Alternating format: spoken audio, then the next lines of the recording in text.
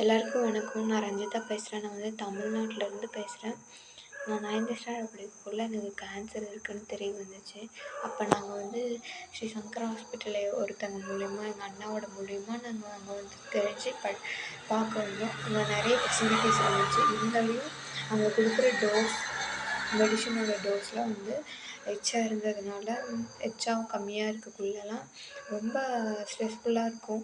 இந்த பல்லு கூட பாருங்களேன், கீழே விழுந்து உடஞ்சிட்டு அப்போல்லாம் ரொம்ப ஸ்ட்ரெஸ்ஃபுல்லாக இருந்துச்சு. ஹாஸ்பிட்டலில் தான் அப்போல்லாம் வந்து டீச்சர்ஸ் தான், சமீக்ஷா ஃபவுண்டேஷனில் இருக்க டீச்சர்ஸ் தான் வந்து நிறைய கைடன்ஸ் பண்ணுவாங்க.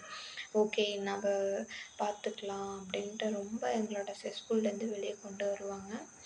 அதுக்கப்புறமேட்டுக்கு டீச்சர்ஸ்லாம் நிறைய கிஃப்ட்ஸ் தருவாங்க. நிறைய work, craft, drawing, painting, yoga, meditation நிறைய ஃப்ரீ ஸ்ட்ரெஸ்ஃபுல் ரிமூவ் பண்ணுறதுக்கே முக்கியமான காரணம் சமீக்ஷா ஃபவுண்டேஷனில் இருக்க டீச்சர்ஸ் தான்.